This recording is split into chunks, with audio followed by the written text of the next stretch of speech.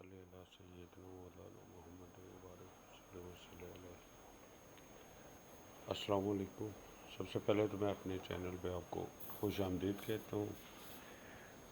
آج کا ہمارا سفر ہزارہ موٹر وے سے شروع ہوتا ہے اور چلتے چلتے ہم انشاءاللہ 2 دنوں میں بابو سر تک پہنچیں گے. کیونکہ ہم نے جو سفر صبح 5 بجے شروع کرنا تھا وہ 11 بجے شروع ہوا. گاڑی ہماری لیٹ آئی.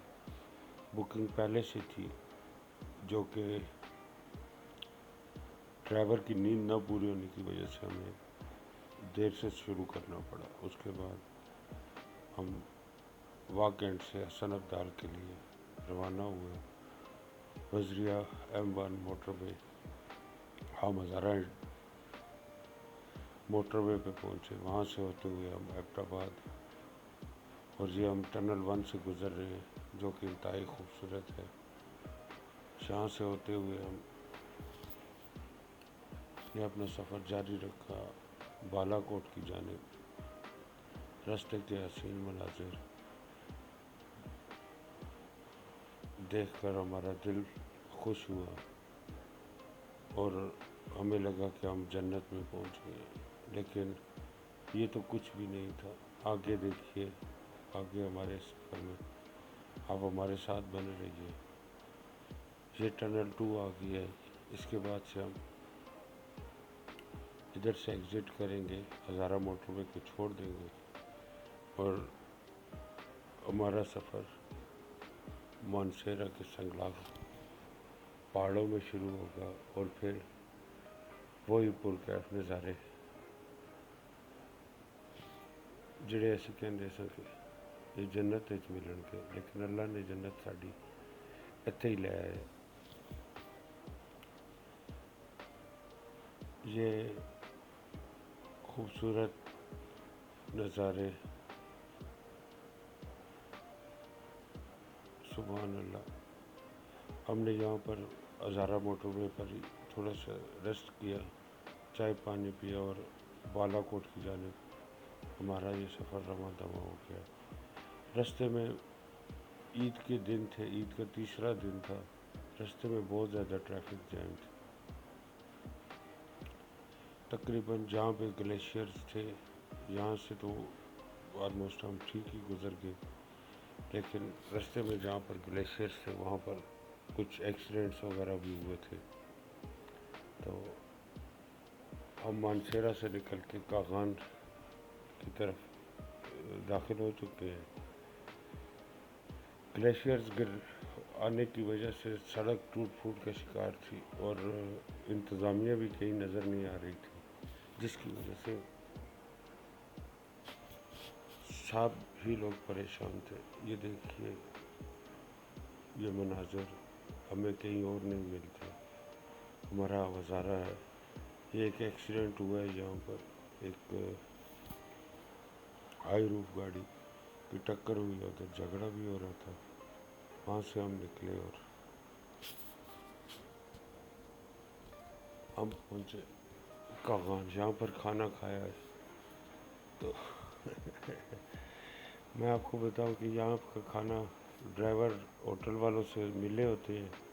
ہمارے پاس جو گاڑی تھی اس کے ڈرائیور نے ہمیں یہاں پر روکا. ہمیں تو اتنا معلوم نہیں تھا, تو کھانا اتنا اچھا نہیں تھا. کھانے کی تعریف کرنی چاہیے, لیکن اگر وہ کچھ بھی اس قابل ہوتا تو میں اس کو ضرور ان کو اپریشیٹ کرتا. چلو اسی بھی ڈنگ لگایا ہے تھے اگے ٹور پہ.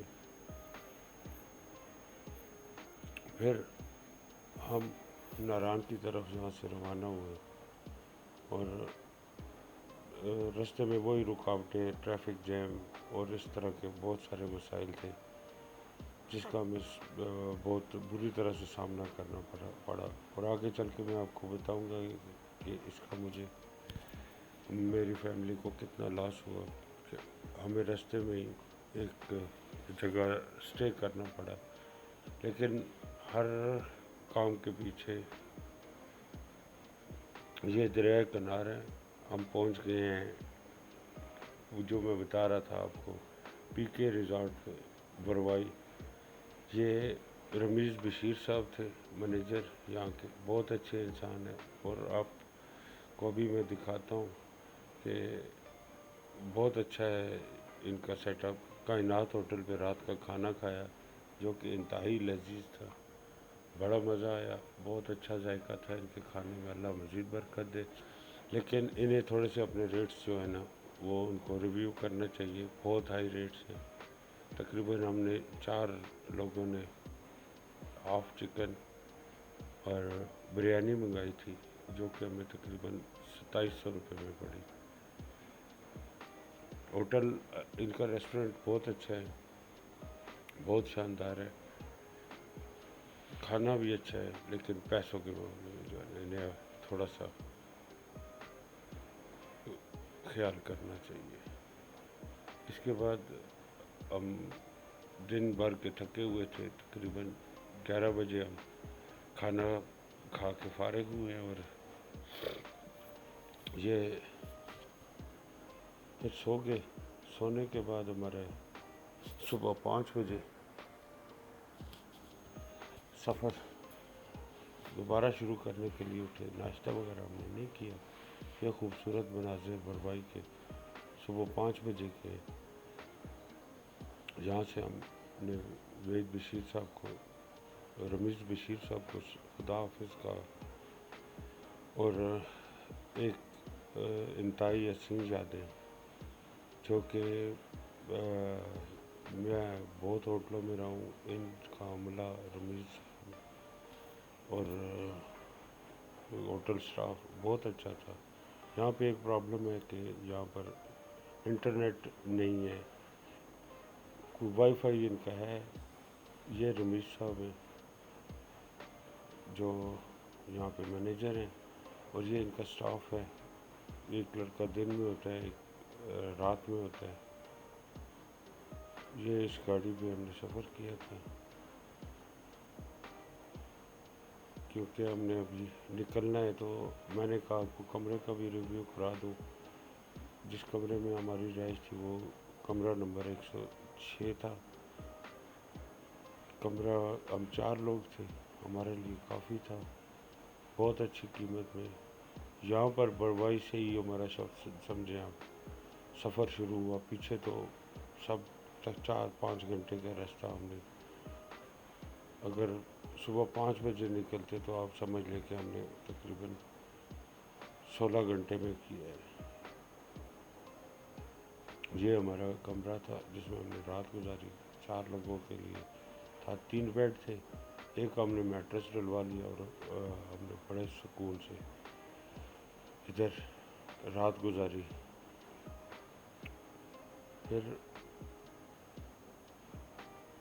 ان کو صاف ستھرا کمرہ، نیٹ اینڈ کلین، بہترین لش ماحول تھا،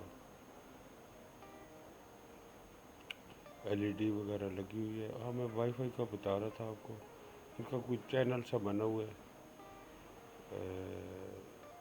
وائی فائی چینل ہے، تو اس پہ یہ 250 روپے کا کارڈ ملتا ہے، کچھ ڈیٹا وہ دیتے ہیں جو 7 دنوں کے لیے ہوتا ہے، تو زیادہ لوگ تو آتے ہیں اور چلے جاتے ہیں، وہ اتنا یوز ہی نہیں کر سکتے، تو باقی انٹرنیٹ کی سہولت پارشلی موجود ہے۔ اس کے بعد پھر ہم نے رخت سفر باندھا بابو سر ٹاپ کے لیے، جو کہ تقریباً 2 گھنٹے کا راستہ تھا۔ ہم صبح ارلی نکلنے کا مقصد تھا کہ کل کی طرح ہم پھر ٹریفک جام میں نہ پھنسیں۔